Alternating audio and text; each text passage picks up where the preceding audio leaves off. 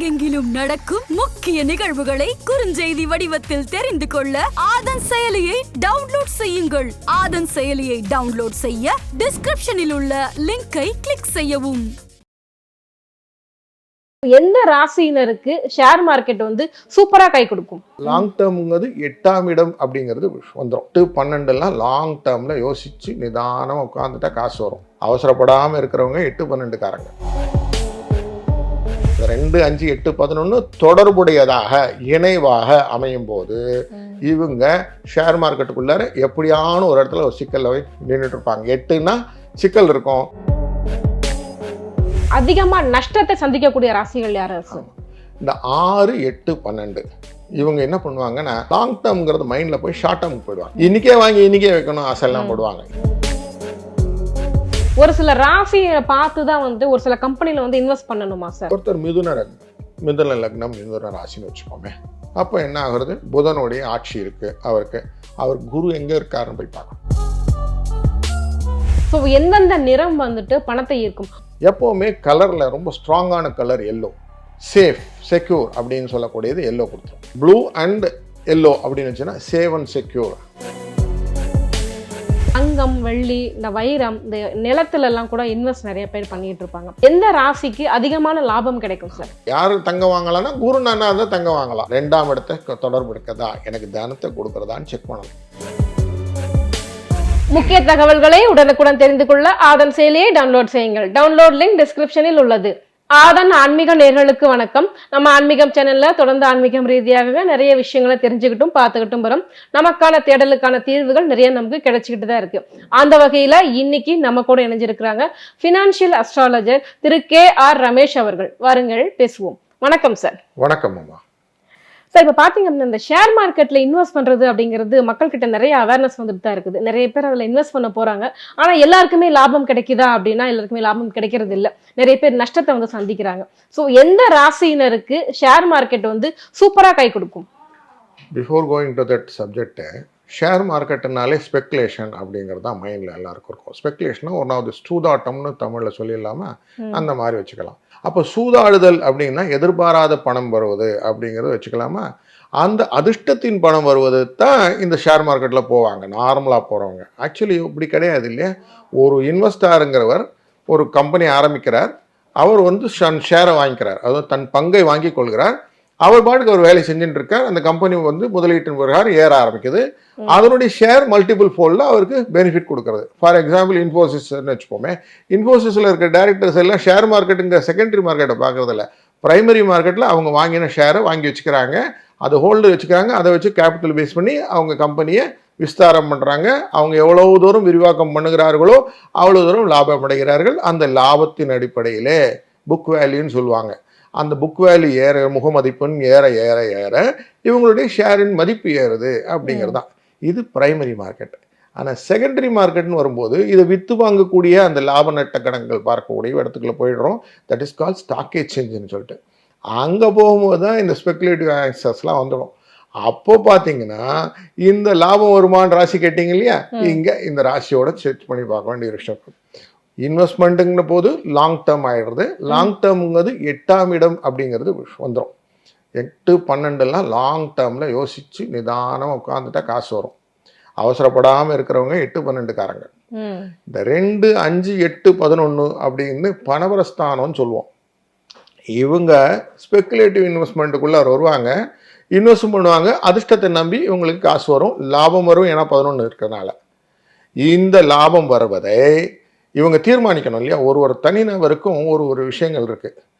ஒற்றைப்படை ராசிகள்னு இரட்டைப்படை ராசிகள்னு நமக்கு நார்மலாக தெரியும் ஜோதிட நண்பர்களுக்கெல்லாம். 1, 3, 5, 7, 9, 11ங்கிறது ஒற்றைப்படை ராசிகள். 2, 4, 6, 8, 12, 10, 12ங்கிறது இரட்டைப்படை ராசிகள்னு தெரியும். இந்த இரட்டைப்படை ராசிகள் எல்லாமே பணம் ரிலேட்டட் சம்மந்தப்பட்டதெல்லாம் யோசிச்சுட்டு இருக்கோம். ஒற்றைப்படை ராசிகள் எல்லாம் தன்னை பற்றியும் தன்னை குடும்பத்தை பற்றியும் தன்னுடைய சூழ்நிலையை பற்றியும் யோசிச்சுட்டு இருக்கோம். இப்போ 2 சம்மந்தப்பட்டது எல்லாமே பணத்தை சம்மந்தப்பட்டதுன்னு சொல்லிட்டேன். ஆனால் பணபரஸ்தானம்னு சொல்லும்போது 2-5-8-11ன்னு சொன்னேன். அங்கே பார்த்தீங்கன்னா 5 இருக்குது, 11 இருக்குது. இது ஒற்றைப்படை சேர்ந்து இரட்டைப்படையோ கலந்துருக்குன்னு சொன்னேன் இல்லையா. இதுதான் காம்பினேஷன். இந்த காம்பினேஷனில் தான் பணத்தை வரவைக்கக்கூடிய இந்த ராசிகளுடைய தன்மைகள் அமைகிறது.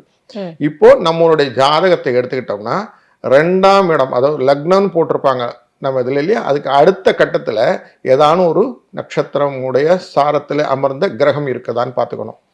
அதே மாதிரி 5ல் ஏதான உட்கார்ந்துருக்கான்னு பார்க்கணும் கிரகம், 8ல் ஒரு கிரகம் இருக்கான்னு பார்த்துக்கணும், 11ல் ஒரு கிரகம் இருக்குன்னு வச்சா 2, 5, 8, 11 எனக்கு ஒரு கிரகங்கள் அமைப்புகள் இருக்கிறதுன்னு வச்சுக்கலாம். இது ஃபர்ஸ்ட் பிரைமரி பார்க்கறதுக்கு. 2, 5, 8, 11ல் ஆட்கள் இருக்காங்க. இப்போ இவங்க எனக்கு காசு கொடுப்பாங்களா அப்படின்னு அந்த ராசி அன்பர் பார்த்தார்னா அதுக்கான பலன்கள் நம்ம பார்க்க ஆரம்பிப்போம். ஏன்னா ஒரு கிரகங்களும் தனித்தனி தன்மை கொண்டவை. ஒரு கிரகங்களும் உட்கார்ந்த இடத்துலேருந்து கொடுக்கக்கூடிய பலன்களும் உண்டு, பார்வை பலத்தினால் வரக்கூடிய பலன்களும் உண்டு. அதையும் மைண்ட்ல வச்சுக்கணும். ஏன்னா ஒரு சில கிரகங்கள் இருக்கிறது. இப்போ சனீஸ்வர பகவான் வச்சோம்னா 3ஆம் பார்வை, 7ஆம் பார்வை, 10ஆம் பார்வை என்று 3 பார்வை பலம் உண்டு. தனகாரகன் அப்படின்னு சொன்ன அந்த குருவுக்கு 5ஆம் பார்வை இருக்கு, 7ஆம் பார்வை இருக்கு, 9ஆம் பார்வை இருக்கு. நல்ல தைரியத்தை கொடுக்கக்கூடிய அந்த செவ்வாய்க்கு தன்னுடைய இடத்துல இருந்து 4ஆம் பார்வை இருக்கு, 7ஆம் பார்வை இருக்கு, 8ஆம் பார்வை இருக்கு. இப்படி மற்ற கிரகங்கள் எல்லாத்துக்கும் 7ஆம் பார்வை இருக்கிறது. இப்படின்னு பார்க்கணும். ராகு கேதுக்கு சிலவருக்கு பார்வை இருக்குங்கிறாங்க, இல்லைங்கிறாங்க, அதை கொடுத்து டிபியூட் எடுக்க வேண்டாம். எல்லாத்துக்கும் 7ஆம் பார்வை இருக்குன்னு வச்சுப்போம். இப்போ இது எல்லாமே தன்னைத்தானே பார்த்துக்கொள்வரோ, தன்னை இடத்துல இருந்து இன்னொரு இடத்த பார்க்கறதோ, இப்படி எல்லாம் பார்க்கும்போது என்னாவது இதனுடைய பெனிஃபிட் எல்லாம் இந்த ராசியுடைய காம்பினேஷன் வந்துடும். அப்போ அந்த 2, 5, 8, 11 தொடர்புடையதாக இணைவாக அமையும் போது இவங்க ஷேர் மார்க்கெட்டுக்குள்ளார எப்படியான ஒரு இடத்துல ஒரு சிக்கல்ல போய் நின்றுட்டு இருப்பாங்க. 8ன்னா சிக்கல் இருக்கும், 5, 11ன்னா 5ன்னா அதிர்ஷ்டம், 11 லாபம் வந்துடும். தனம் சம்பந்தப்பட்டதா 2, 5, 11 சம்பந்தப்பட்டதா எப்படி இருந்தாலும் காசு வாங்கி உள்ள போட்டிருப்பாங்க. இந்த 8ங்கிறவங்க எப்படின்னா நிதானமாக செய்தால், அதாவது long term investment, long term capital கெயின்னு சொல்லுவோம். நம்ம ஆக்சுவலி LTCGன்னு சொல்லுவோம், ஷார்ட் டேர்ம் கேபிட்டல் கெயின்னு சொல்லுவோம். 2 விதமான கேபிட்டல் கெயின் வரக்கூடிய விஷயங்கள் ஸ்டாக் மார்க்கெட்டில். அதாவது 365 நாட்களுக்கு மேலே வித்து விட்டால் அது லாங் டேர்மில் மாறிடும். அதாவது 1 வருடத்துக்கு மேலே அதுக்குள்ளார நீங்கள் பண்ணீங்கன்னா ஷார்ட் டேர்ம் கேபிட்டல் ஆகிடும். ஸ்பெகுலேட்டிவ் இன்வெஸ்ட்மெண்ட் இன்றைக்கி வாங்கி இன்றைக்கி விற்கிறது, இன்றைக்கி வாங்கி அடுத்த வாரம் விற்கிறது எல்லாம் ஸ்பெகுலேட்டிவ் இன்வெஸ்ட்மெண்ட் ஆகிடும். இதெல்லாம் ஷார்ட் டேர்ம் கேபிட்டல் கெயினுக்குள்ளே போயிடும். இப்போ இந்த ஷார்ட் டேர்ம் லாங் டேர்ம் அப்படிங்கிறது 2, 5 தொடர்பாக இருந்தால் இவங்க ஷார்ட் டேர்மில் இருப்பாங்க. 8 தொடர்பாக இருந்தால் லாங் டேர்ம் போயிடுவாங்க. இதுதான் அந்த ராசியுடைய அடிப்படையில் ஷேர் மார்க்கெட்டுக்குள்ளார இவங்க பார்க்க வேண்டியது. சரி, ஷேர் மார்க்கெட்டில் இந்த 2, 5, 8, 11 மட்டும்தானா அப்படின்னா இல்லை. 2, 6, 10 தொடர்பு இருந்தாலும் இதனுடைய பெனிஃபிட் கிடைக்கும். ஏன்னா 6மே அதிர்ஷ்டத்தை கொடுக்கக்கூடியதான், திடீர் அதிர்ஷ்டத்தை உருவாக்கக்கூடியது. அவங்களுக்கு எப்படியான அதர்வேதரவுன் பணத்தை கொண்டு வந்து கொடுத்துரும். 10ங்கிறது தொழிலாக வேற மாறிடும். ஸோ அப்போ தொழில் அடிப்படையாக இவங்க ஷேர் புரோக்கிங்னு ஒன்று வச்சுருப்பாங்க, இல்லை ஃபினான்ஷியல் கன்சல்டன்சின்னு எதாவது பண்ணிட்டு இருப்பாங்க, இல்லை ஒன்றும் இல்லைன்னா சப் புரோக்கர் வச்சுருக்கேன் சார், ஒரு ஃப்ரான்ச்சைசி வச்சுருக்கேன் சார், ஏதாவது ஒரு லாங்குவேஜ் அதை பற்றி பேசுவாங்க. இது நாட் ஓன்லி ஷேர் மார்க்கெட், இவங்க ஃபினான்ஸ் ரிலேட்டடாக இப்போ ஏஜென்சி கூட சொல்கிறோம்ல, எல்ஐசி ஏஜென்சி, அந்த ஏஜென்சிலாம் சொல்கிறோம்ல, இன்சூரன்ஸ் ஏஜென்சிலாம் சொல்கிறோம்ல, இந்த மாதிரி ஃபினான்ஷியல் ப்ராடக்ட்டே அவங்க கையில் ஒன்று வச்சுருப்பாங்க. இதுதான் ஏதோ ஒரு ஊக்கத்தொகையில் எனக்கு 10ங்கிற தொழில் வந்துடும். அதனால் தொழிலுக்கு அடுத்த ஸ்தானம் என்னது, 11ஆவது ஸ்தானம், அது லாபஸ்தானம். அதனால் இவங்களுக்கு அதனுடைய ஊதியம் வந்துடும்.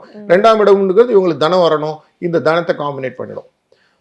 ஜென்ரலாகவே 2 ஸ்தானங்கிறது தனம் கொடுக்கும், 11 லாபத்தை கொடுக்கும்.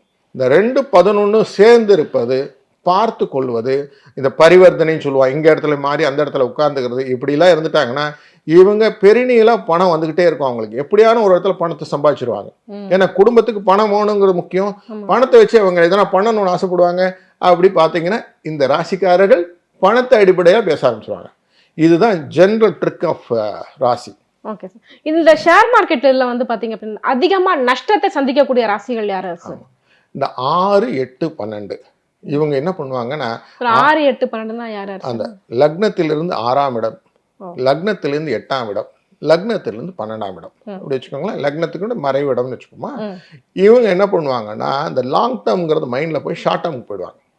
இன்னைக்கே வாங்கி இன்னைக்கே வைக்கணும் ஆசையெல்லாம் போடுவாங்க. ஏன்னா இதை தடை பண்ணக்கூடிய இது 5 தடை பண்ணிவிடும், 6 அங்கே 7 தடை பண்ணிடும், இங்கே 10 தடை பண்ணிடும். தொழில் நிமித்தமாக இவங்க என்ன பண்ணுவாங்க, தொழிலை விட்டுட்டு இதை போய் லாபத்தை நோக்கி ஓடுவாங்க.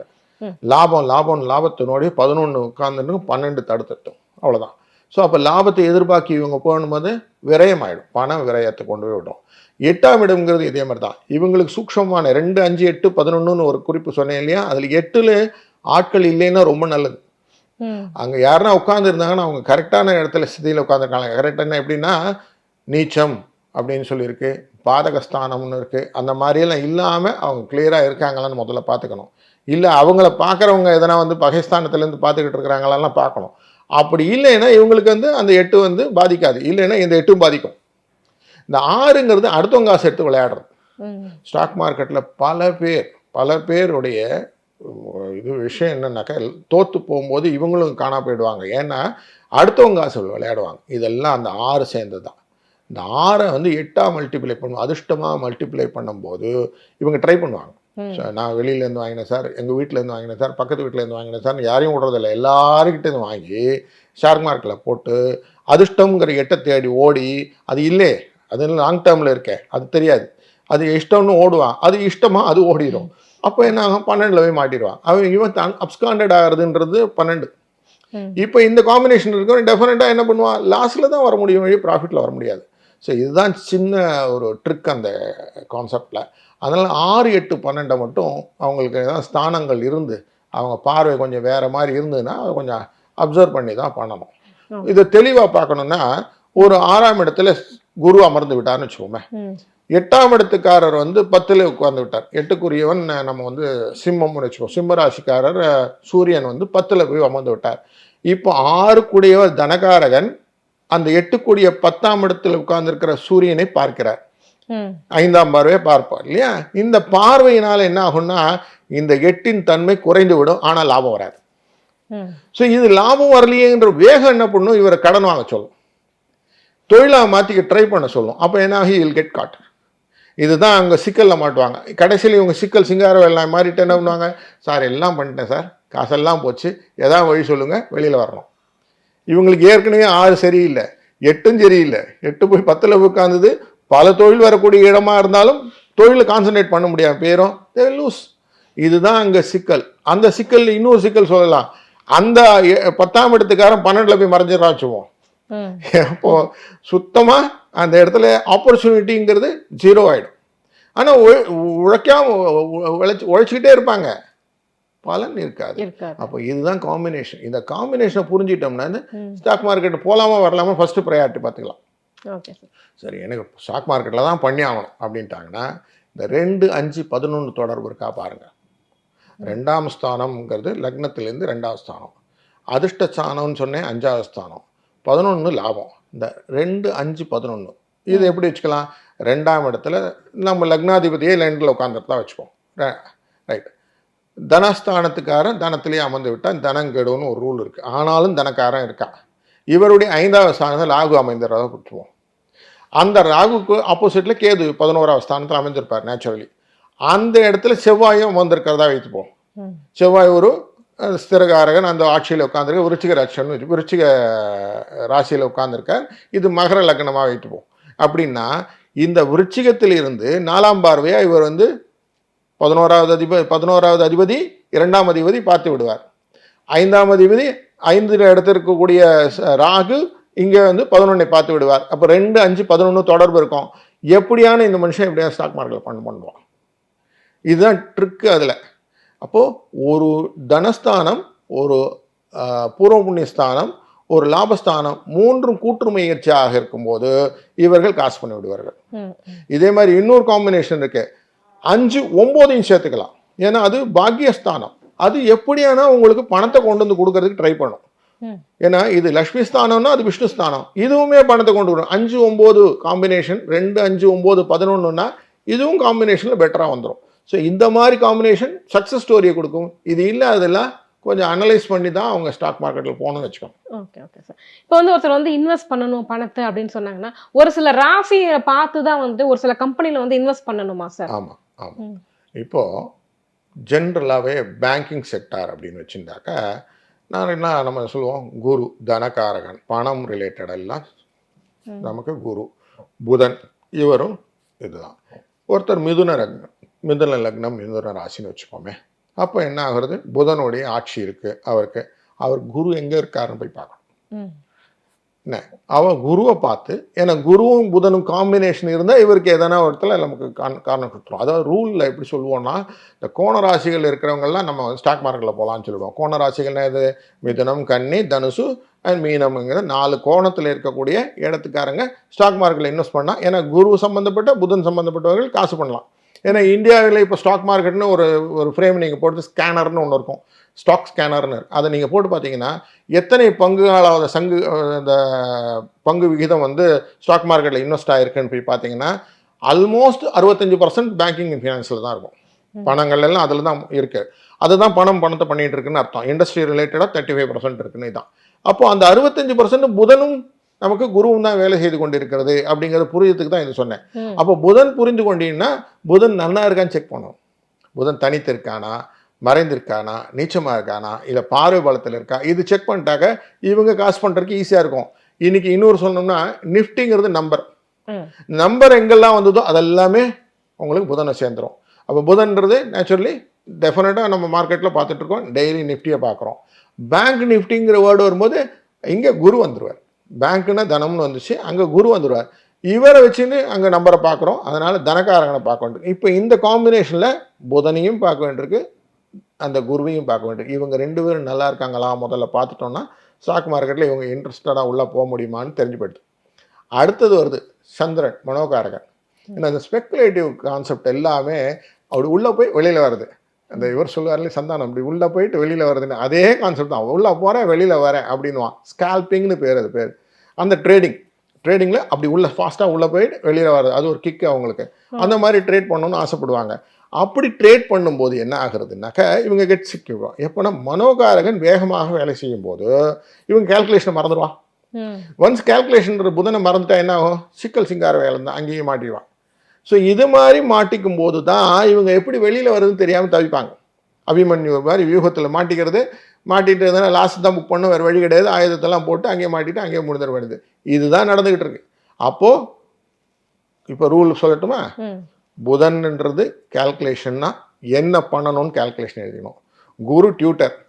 நான் இன்னைக்கு ஸ்டாக் மார்க்கெட் முன்னாடி அந்த ஸ்க்ரீனுங்கிறது கன்ஃபார்மாக சொல்கிறேன், இது ராகு. என்ன ஒரு ராகு தான் மாயை, நமக்கு முன்னாடி இருக்கிறது மாயை. முன்ன காலத்தில் நாங்கள்லாம் பண்ணும்போது ட்ரேடிங் சிஸ்டம்னு இருந்தது. நாங்கள் ஸ்டாக் எக்ஸ்சேஞ்சில் போய் க்ரைஸ் சிஸ்டம்னு சொல்லுவோம், கத்தி வாங்குவோம். இன்றைக்கி கத்த வாங்குறதெல்லாம் கிடையாது, எல்லாம் உட்காந்து கம்ப்யூட்டர் முன்னாடி தட்டினீங்கன்னா வந்துடும். எய்த்தா அப்படி இருக்கிற பையர் யார் செல்லர் யார் யாருக்குமே தெரியாது. அப்போ இருக்கும்போது இது மாயை, ஒரு மாயை தோட்டம் தானே. இந்த நம்பரோ ஒரு மாயையாக இருக்குது. இந்த மாயையாக இருக்க ராகு கிட்ட போகுது. எது போகுது, நம்ம மனசுங்கிற சந்திரன் போகுது. உங்களுக்கு எல்லாருக்கும் நல்லா தெரியும், சந்திரனும் சூரியனும் ராகு கேதுகிட்ட மாட்டிக்கிச்சு. நம்ம கிரகணங்கள்லாம் வருது, ராகு பிடியினா தான் மாட்டுறதுன்னு நமக்கு நல்லா தெரியும். அப்போ ராகுங்கிற பிடியிலே சந்திரன்ற மனோகாரன் மாட்டும் போது எப்படி இருக்கும், நம்பருங்கிறது மறந்து போயிடும், புதன் மறந்துடுவோம். அப்போ ஸ்பெகுலேஷன்ற ஆக்டிவிட்டி வந்துடும். இப்போ அதை அவாய்ட் பண்ணணும்னா குருவை நீங்கள் ஸ்டாண்டர்டைஸ் பண்ணிட்டு புதனை நீங்கள் வச்சுட்டு பிளான் பண்ணிட்டீங்கன்னா கரெக்டாக உள்ளே போகலாம். இதுக்கு தான் ஃபண்டமெண்டல் ஸ்டடி, டெக்னிக்கல் ஸ்டடி அப்படின்லாம் சொல்கிறாங்க இல்லையா.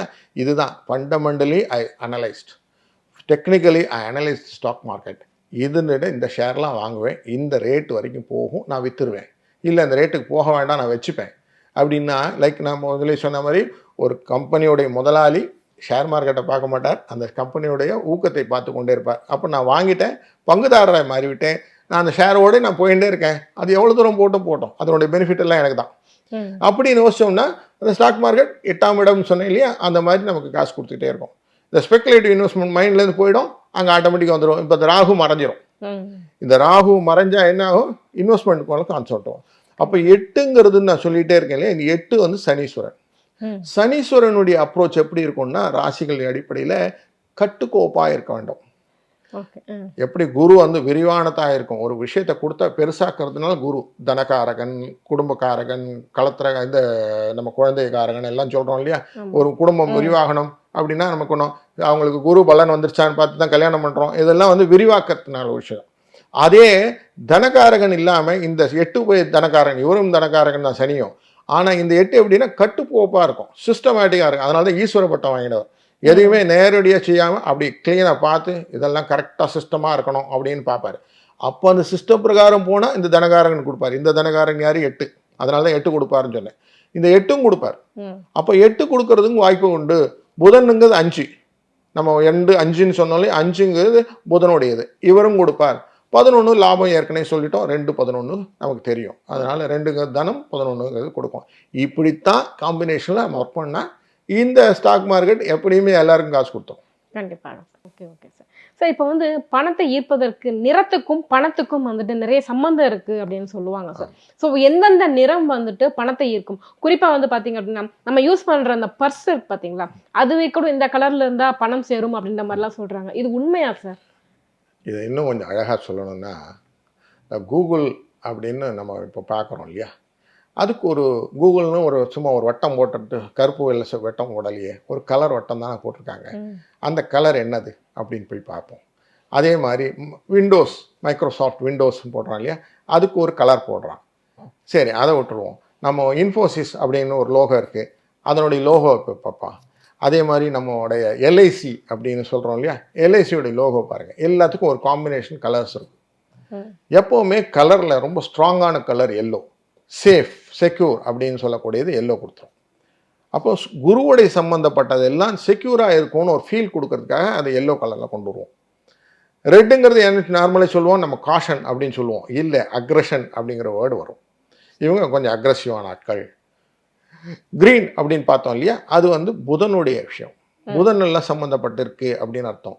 ப்ளூ நேச்சுரலி கலந்துட்டுனா சேட்டனுடைய அந்த இம்பேக்ட் இருக்குன்னு அர்த்தம். இப்போ இந்த காம்பினேஷன் எல்லாம் சேர்ந்து பார்த்தீங்கன்னா, நம்ம ஒரு லோகோ எடுத்துக்கிட்டிங்கன்னா ப்ளூ அண்ட் எல்லோ அப்படின்னு வச்சுன்னா சேவ் அண்ட் செக்யூர் அப்படின்னு சொல்லும். இதுதான் எல்ஐசி லோகோ. இப்போ ஒரு ஒரு லோகோ ஒரு ஒரு கலர் காம்பினேஷன் நீங்க பாத்தீங்கன்னா, இப்போ பர்ஸ் எந்த கலர்ல வச்சுக்கணும்னு நம்ம பார்ப்போம்.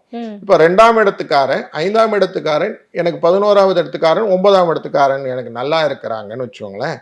அந்த கலர், அந்த கிரகத்துடைய சாரமான இந்த பச்சை கலரோ மஞ்சள் கலரோ நீல கலரோ சிவப்பு கலரோ இல்லை வெள்ளை கலரோ கூட வைத்துக்கலாம் அப்படின்னு வந்துடும். கருப்பு கலர் வைக்கலாம் சேட்டன் நல்லா இருந்தா, இல்லை மல்டி கலர் வைக்கலாம் ராகு கேது இருந்தா, இப்படின்னு நம்ம போட்டலாமா. இப்படி தான் அந்த கால்குலேஷனை நம்ம எடுத்து போக முடியும். அப்போ வந்தால் வீட்டு கலர்கள், நான் சொல்றது வீடுகளுக்கே கலர் அடிக்கிறோம், ரூமுக்கு கலர் அடிக்கிறோம்லாம் சொல்றோம் இல்லையா, படிக்கிற குழந்தைகளுக்கான கலர் அப்படின்னு சொல்லதெல்லாம் காம்பினேஷன்லாம் வைப்போம் இல்லையா, இது எல்லாமே இந்த காம்பினேஷன் தான். நல்ல ஒரு பேல் கிரீனில் வச்சுட்டிங்கன்னு வச்சுக்கோங்களேன், படிப்புக்கான அந்த கிரகமான புத்தி அப்படிங்கிறது நம்ம க்ளீனாக இருக்கும்.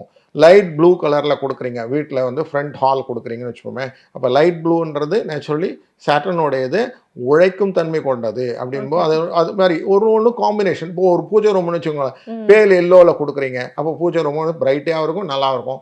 வீடுக்குள்ளேயே சில இடங்களில் ஒயிட்டாக கொடுக்கலாம்.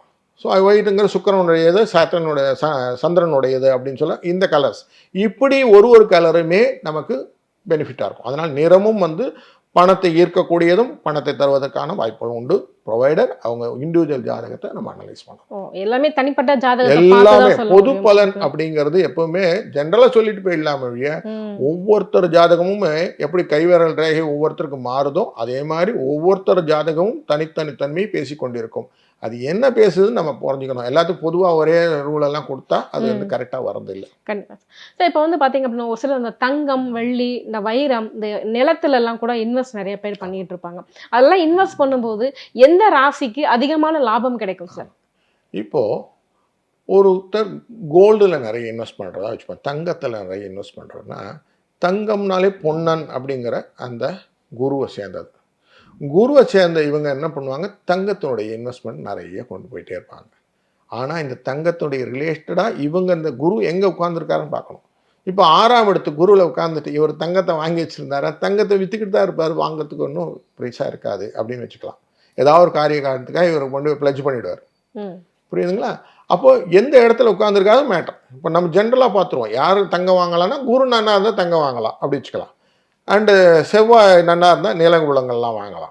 நார்மலாக தெரியும் நமக்கு மண் பொண்ணு எல்லாம் வந்து இந்த மண்ணாக வேணும்னா வண்டி வாகனங்கள்லாம் வேணும்னா செவ்வாய் நன்னா இருக்கணும், 4ஆம் இடம் நல்லா இருக்கணும்லாம் நம்ம பேசுவோம்.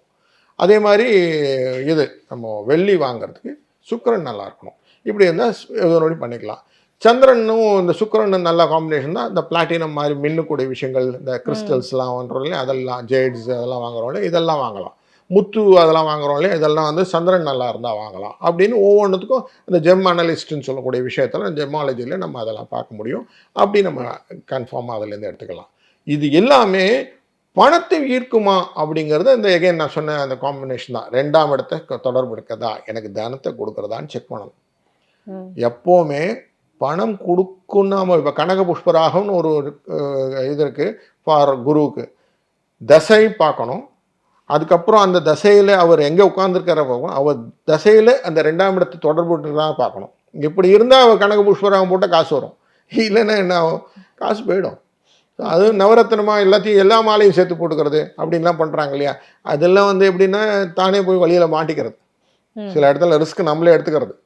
அது மாதிரி ரிஸ்க் எடுக்காமல் அது என்ன காம்பினேஷன், அதாவது முன்னுமே சொன்ன மாதிரி ஒரு ஜாதகம் அது என்ன சொல்கிறதுன்னு ஒரு கட்டத்தையும் அனலைஸ் பண்ணிவிட்டு அதுக்கு ஏற்றாம சூட்டபிளாக எடுத்துக்கிட்டோம்னா நமக்கு செட் ஆகும். நம்ம வாட ஓவரலாக எல்லாத்துக்கும் ஒரே ஜென்ரல் ரூல்னு போட்டோம்னா அது கொஞ்சம் காம்பினேஷனில் சிக்லிஷாக தான் இருக்கும். ஓகே சார், எங்கள் கேள்விகளுக்கு ரொம்ப சிறப்பான பதில் சொன்னீங்க சார். நன்றி. நன்றி.